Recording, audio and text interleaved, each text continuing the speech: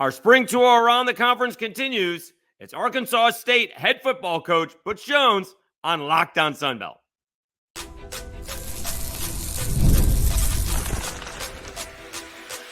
You are Locked On Sunbelt, your daily podcast on the Sunbelt Conference, part of the Locked On Podcast Network, your team every day.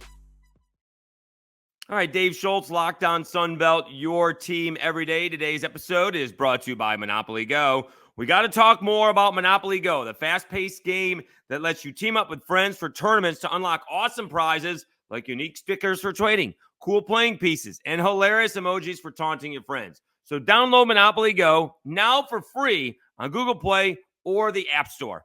Game on.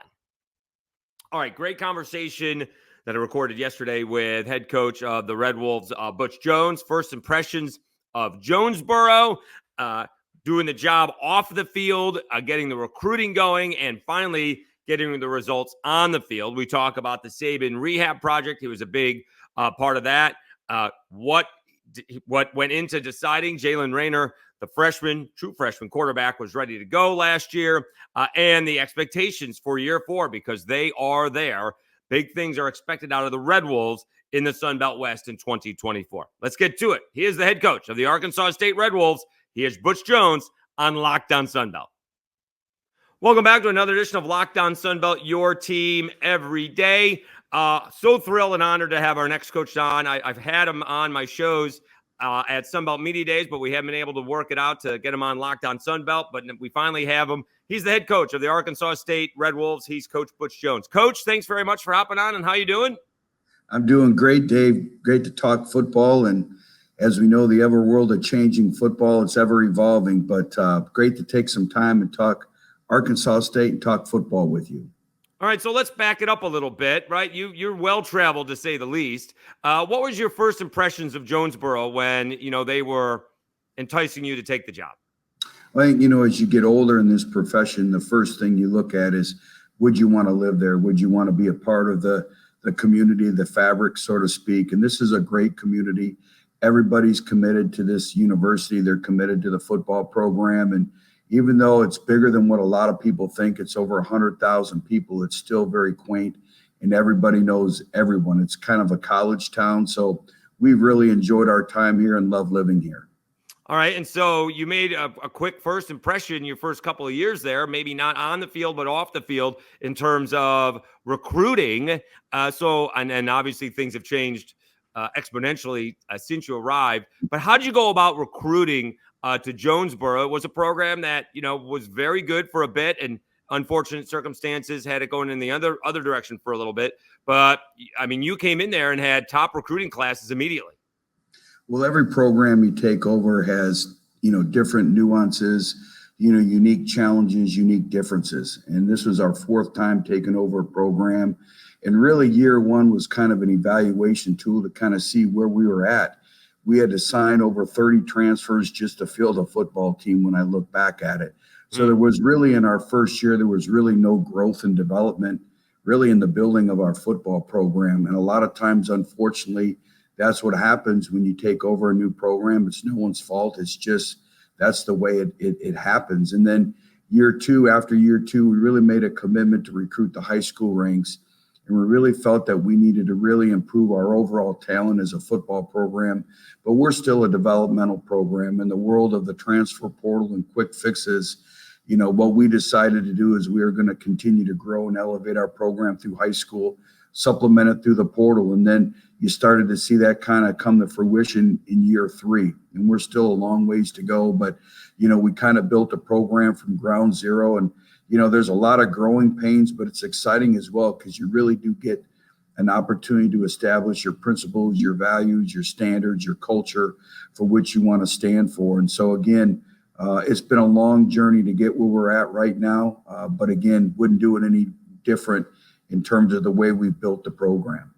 Yeah, you guys are, you and Will Hall, I think, are, have the longest standing in the Sun Belt West. Everybody else is relatively new. Some guy named John Summerall, by the way, ruined it for everybody, winning 2 conference championships in his first 2 years as a head coach. So to go through we'll quote the process that you're doing, you have to have a lot of support from the athletic department and the administration.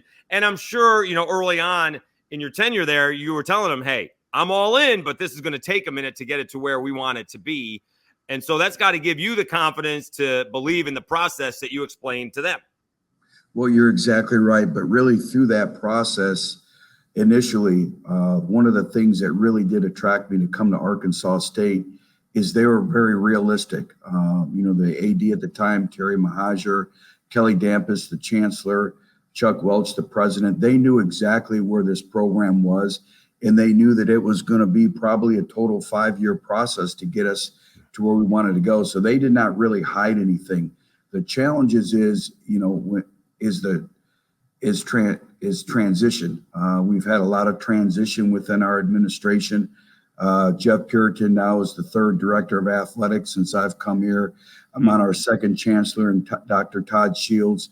Now we're in the middle of hiring a new president. However, through those transitions, they've all kind of knew where we were at. They've been great in understanding how far we've come, and they've been great to work with. And that's kind of been the difference, is just the connection and the total alignment between athletics and our administration here. But it is a challenge when you have the different changes, but also it's an opportunity to continue to grow and elevate our university, elevate our program. But they were very transparent at the beginning and infant stages of what we needed to do. And then even though we've had change in administrations, they've maintained that and moving forward. Yeah, I don't know how much you get to discuss prior to them being hired a chancellor or president, but I presume you get to talk to prospective ADs to let them know where the program is, what it was when you got there, what it is now, and what it could be in the future. Because if they come in, again, there's not a whole lot of time these days to build programs, right? People want to see turnaround fast. As a football coach, this ADs like to have their own guys there. So it's important for you and a new athletic director, your 3rd one, to be on the same page from the get-go. Well, we're on the same page because we hired an individual by the name of Jeff Puritan, who we were at Alabama together. So Jeff and I had been together the previous 3 years in Tuscaloosa. We were very familiar with each other. We knew each other. He bought a house right down from me. So, we knew each other. And I think that's so important because there is a partnership, there is an understanding, but also, Jeff, with his background, he expects to be great just like we do, but he's also very understanding of what it takes to build a program. So again, the relationship, the working togetherness has been there from day one. I mean, that could be a good and bad thing, Coach. That's like having your in-laws down the street. Your boss lives down the street from you. Yeah, it's very convenient in terms of recruiting, but I tell you, we have a great relationship. And again, when you talked about Jonesboro, we always say people make a place. And we have special people here in JB. All right, let's take a time out. We'll come back with more with head coach of the Red Wolves, Butch Jones. Talks about going through the Saban rehab process, and then we start talking about players on the field. Jaylen Raynor, a player that I saw play, Josh Flowers, big-time recruit, and, of course, new wide receiver, Malik Hornsby. We'll do that right after I tell you about eBay Motors and Lafayette Travel.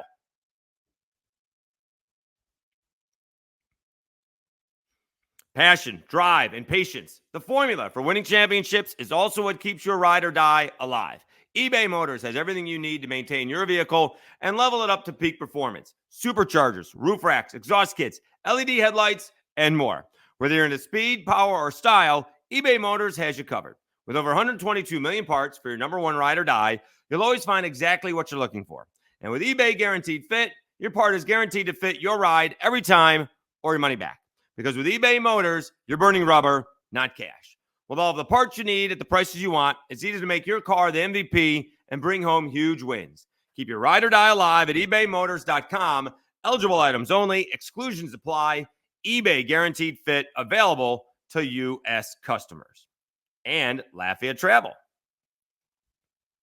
Escape to Lafayette, Louisiana, the happiest city in America, where every visit is uniquely seasoned with unforgettable experiences. Savor world-class cuisine, including mouth-watering boudin, savory gumbo, and piping hot crawfish, seasoned to perfection. Experience lively festivals that celebrate Lafayette's one-of-a-kind heritage, explore magnificent trails that lead you through our rich cultural history and breathtaking natural beauty. Discover the untouched purity of our cypress and tupelo swamps, where you can pedal past nesting birds and sunbathing alligators. Immerse yourself in the vibrant rhythms of Cajun and Zydeco music that can be heard any night of the week.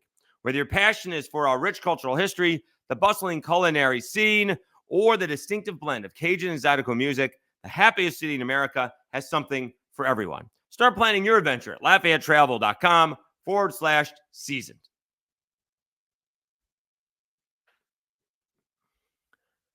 All right, Dave Schultz, Locked On Sunbelt, your team every day. Let's continue our conversation with the Red Wolves head coach, Butch Jones. Talks about working for Nick Saban as an analyst and then becoming basically an associate head coach. And then we talk about some of the players on the field as well. Jaylen Raynor, we talk about Josh Flowers, big-time recruit, and the transfer new wide receiver, Malik Hornsby.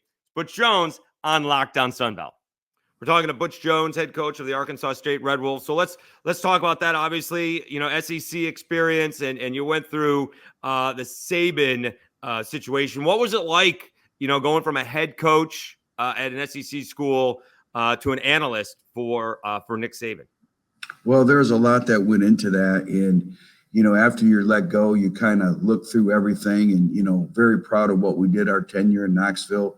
We were 15-4 going into my last year. That's kind of life in the SEC. We had won 3 straight bowl games, top 25 finishes, had done a lot of things that had not been done in that program in over a decade in terms of NFL growth and development, beating Florida and Georgia back-to-back. So there's a lot of great things. We had the number 1 recruiting class in the country. Michael Penix was one of our committed quarterbacks at the time.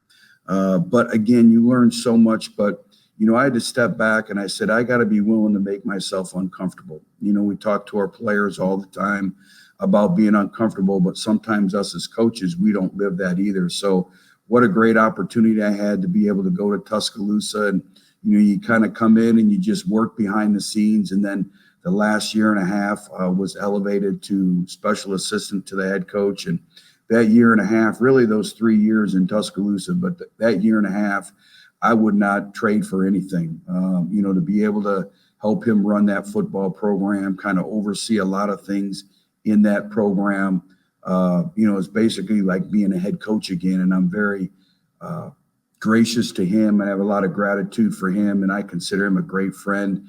It was great. About 2 months ago, I was able to go back to Tuscaloosa, and we had breakfast and coffee for about 2 hours, and it was a remarkable 2-hour conversation. But again, so many things is about constantly learning and growing. And again, those 3 years were great, and had the opportunity to be around many great coaches.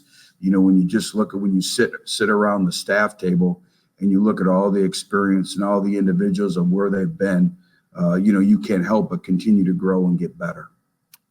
Did you get into the basketball group? Does he still play basketball?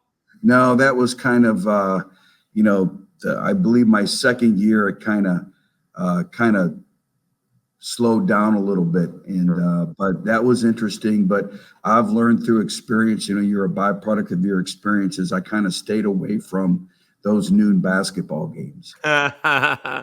So also I would tell you, it doesn't matter. Billy Napier, former assistant over there, he said sometimes he'd be more nervous getting to meetings and being able to answer the questions that Saban was going to ask him rather than game day. He's like, game day was no problem. I was more concerned with getting yelled at a meeting for not being prepared.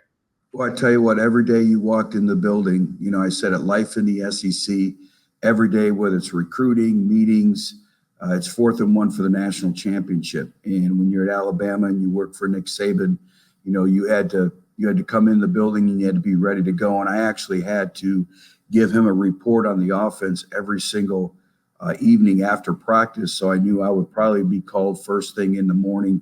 But that's stimulation. That's what makes you grow. That's what makes you get better. And, when you have that type of environment and the expectations, you can't help but get better. And I think it elevates everyone. So what do you think you've taken from that experience? Because you've been a long-time head coach and a longtime coach. What did you think you take from that experience, make it your own, and use it at Arkansas State?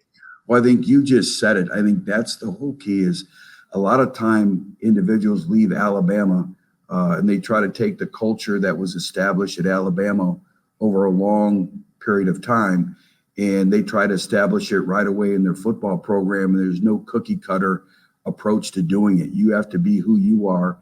And for me, it was great to take, the 10 plus years or 12 plus years of being a head football coach, and then be able to go back and evaluate every did, and then kind of look at the Saban way and the Alabama way, and kind of, what kind of changes, what kind of little different things are you going to tweak here or there. But make no mistake about it, there was only one Nick Saban, only one Alabama, and you can't emulate that everywhere you go. And I think that's the whole key.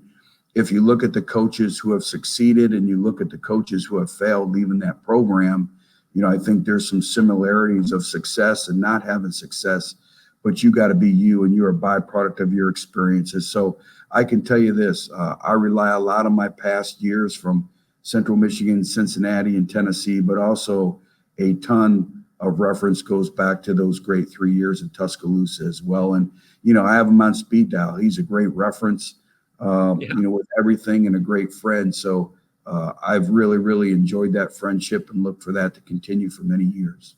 I'm going through that right now. What's it like to have Nick Saban as a job reference? That's the only one you got to give.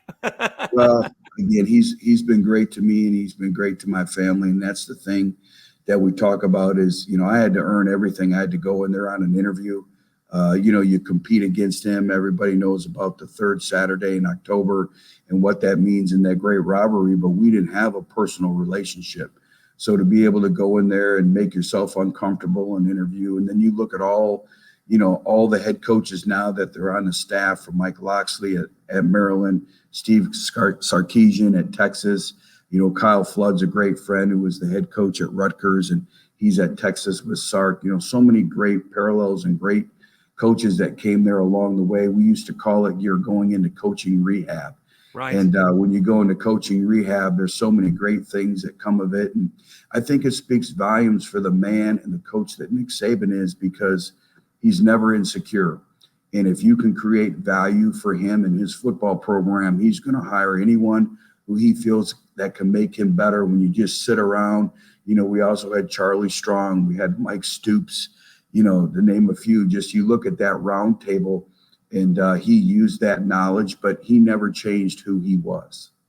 Talking to Butch Jones from Arkansas State on Locked On Sunbelt, your team every day. All right, so let's talk about on the field. Finally saw that recruiting success hit the field in year 3. Tell us about the quarterback, Jaylen Raynor. Why didn't you start him from the get-go? And make sure I'm right about this. He's a true freshman, so that may answer the question in itself. Why didn't you start him to begin with, and what prompted you to actually start him later on?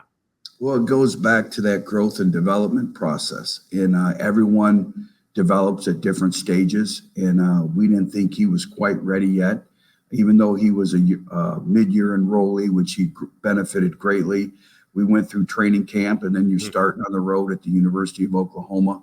We just didn't think he was ready. But I think the volume of reps and the way we practice, we felt he had earned the opportunity going into the Southern Miss game, and you're going in there and you're thinking this may be our future. We're going to find out where we're at.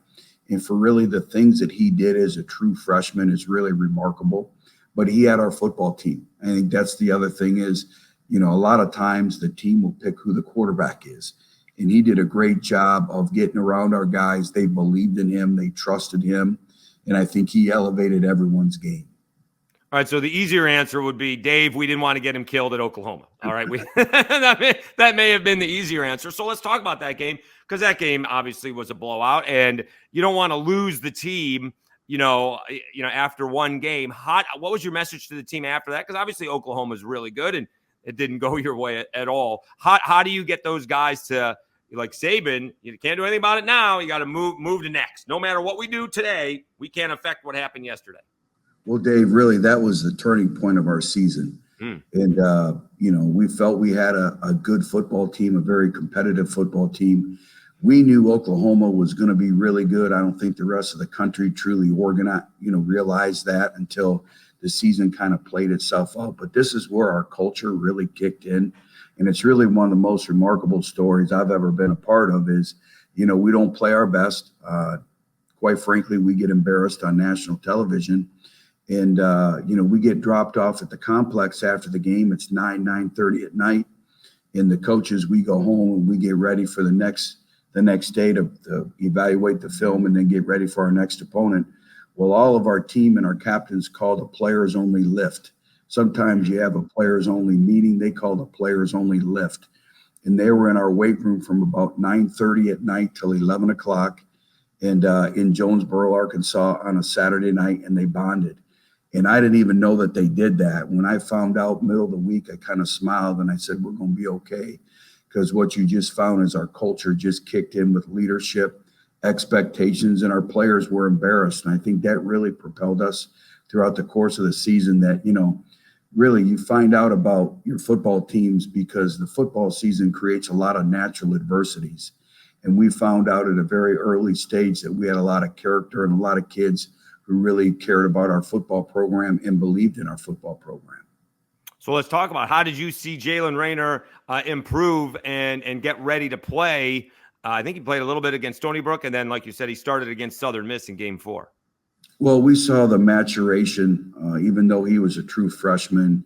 He started to feel more comfortable in the offense. I think that's the other thing is sometimes as a quarterback, the mind can tie the feet up. And, the game really wasn't progressing fast for him in terms of his progressions and all the things that go into the different checks. But the volume of reps, and it really is a tribute to his work ethic. Again, you can't lose sight that this was a true freshman. And he just continued to get better and better and better. And we always talk about compete, don't compare. And he never compared himself to where he was on the depth chart. All he continued to do was continue to get better and really control what he could control. And he did a great job at getting around his teammates. He just brought a little special spark, some energy to it. And so, again, after the Stony Brook, he came in, he let us down. We were struggling a little bit offensively. And then he just brought a whole nother element of energy. I think the ability to run the quarterback always changes the dynamics as well. And so we made a decision that we were going to put the ball in his hands, and it was a great decision in moving forward. Keith Eckendorf did a great job of, constantly mentoring him and coaching him, and he continued to progress throughout the course of the year. All right, so let's talk about, some of the recruiting that you've done. You got another quarterback who came in midseason, someone that I saw more than a couple of times down in Mobile, Josh Flowers, a lot like Jaylen Raynor. And Coach, this is a guy, I still don't believe the play. He was running away from the defense, and the defense was catching up to him. And instead of, making one cut and going back the way he came, he ran to the defense and then ran through the defense. So tell Arkansas State fans how special Josh Flowers is out of Baker High in Mobile, Alabama. Well, he has a lot of the same characteristics and attributes that Jaylen Raynor has. High character individual, very competitive, maybe a little bit different dynamic, which you just described with running the football. He's more of a physical downhill type runner, but has a lot of arm talent and a lot of ability. His growth, I thought, was set back a little bit in the spring as he had an injury. So, he missed some valuable reps throughout the course of the week in practice, but also through some scrimmages. But he had to fight through some injuries. I thought that was a step in his maturation, is being able to fight through some injuries. And then I thought he did very, very good. He did a good job in our spring game, and in the scrimmage prior to the spring game, we could see the flashes that we thought he could be. I think for him, it's just getting his health back and just the overall repetitions of continuing to grow and become more comfortable at the collegiate level. And then not only did you get another quarterback, but you convinced him to change positions. Former Arkansas quarterback at Texas State last year. You got Malik Hornsby. What's that progress been like? Because, now he's going to get hit a lot more than he did when he was ever playing quarterback. Well, it's a little bit different. And I think Malik is still going through the growing pains, the infant stages of becoming a receiver. But I give him credit. He's really bought in. He's doing everything that we ask of him. And again, as the progression of spring football went, you could see the game starting to slow down for him from a receiver standpoint. There's so many things that go in to playing out on the perimeter, from route running to catching the ball, catching advance, getting hit, which you just spoke about, ID in the defense. But what we found, and I think what everyone has seen throughout the course of his career, is he's extremely talented with the ball in his hands. And so we have to do a good job of creating plays for him. But he's an individual who's come in and he's just worked And again, we can see him getting better and better.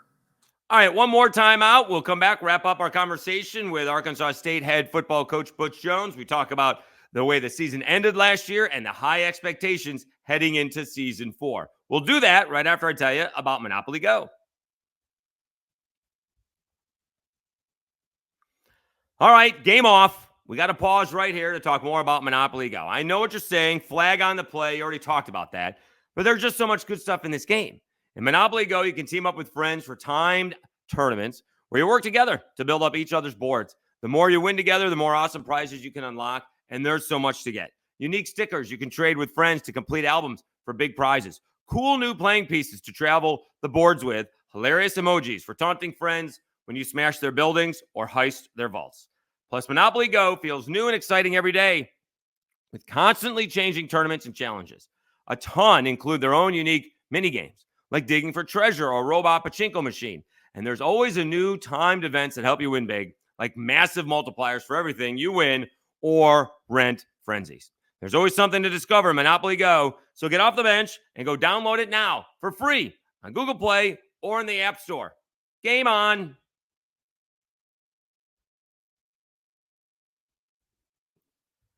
All right, Dave Schultz wrapping things up. Locked On Sunbelt, your team every day. Let's get back to our conversation with the head coach of the Red Wolves, Butch Jones. Talks about how last season ended going to a bowl game and how you overcome that, the way the game ended, and the high expectations as he's heading into year 4 in Jonesboro. All right, so a few more questions for the head coach of the Arkansas State Red Wolves, Butch Jones. So let's talk about the way that season ended last year. A bowl loss, tough one, really good football game, came up short on a 2-point conversion. What did you said it, the tone was set and the culture was set following a loss to Oklahoma. What was the message following the bowl loss, which, it's been a minute since Arkansas State's been to a bowl game? I think continuing to learn how to win now a postseason bowl game. And we did some things, particularly early in the game, that was uncharacteristic of us as a football team from an emotional standpoint. We were over emotional. I think our kids got caught up too much in the hype or being in a bowl game, and they wanted to win so bad that they didn't trust the process of when we got to the game. I thought we had a great week of prep leading up to the bowl game, but just, handling all the clutter and distractions on game day. And, that starts with me, is continuing to teach them how to handle a bowl game. And I think our players learned a lot, but as the game slowed down, we started to play our football, but we had dug a hole for ourselves so much and we just couldn't get out of it. But again, we gave ourselves an opportunity, to tie the game up, to send it in overtime with the 2-point conversion. And then obviously got stripped of an onside kick. That's right. That was really unfortunate. And that's one of the things, that I'm pushing towards is, you can never let a play like that dictate the outcome of the game. The ability to not be able to replay that is really unheard of. We talk about everything right now in the game is about the welfare of the student athlete and the well-being. Well, also let's protect, the ability to win. And so many games come down to plays like that. Why can't we be able to make sure that we get that call right on the field?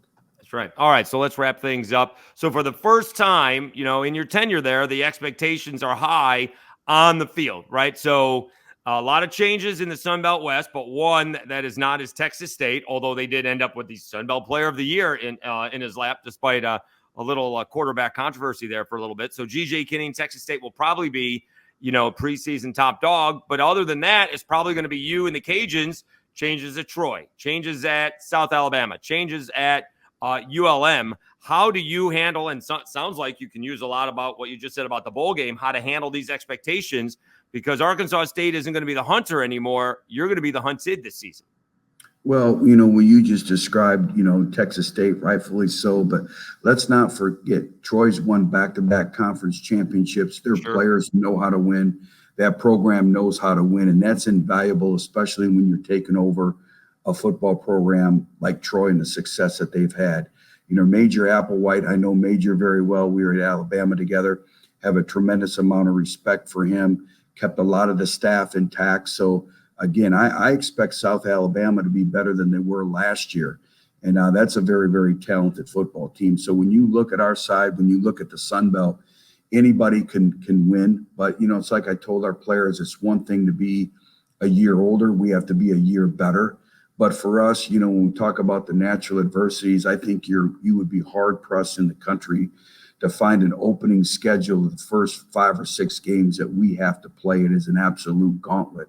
So what we have to do is we have to make sure that we don't get too high, we don't get too low, and we just continue to work to be a better football team. And we can't let all the distractions or all the expectations get in the way of us just continuing to be a better football team week in and week out. But it's a great, great challenge. And you have to go on the road and play the defending national champion University of Michigan. And then you turn it around, you have to go on the road to Ames, Iowa, to Iowa State. And then you look at playing, the premier teams in our conference early. We have to be ready to start fast and weather the storm of that schedule.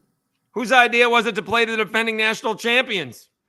Well, it's one of those things I inherited when I came here. So Trust me, I've let the previous administration know it's going to be a great challenge. And I think that's the thing that you really look at, Dave, when you're in the Sun Belt. I've always said it.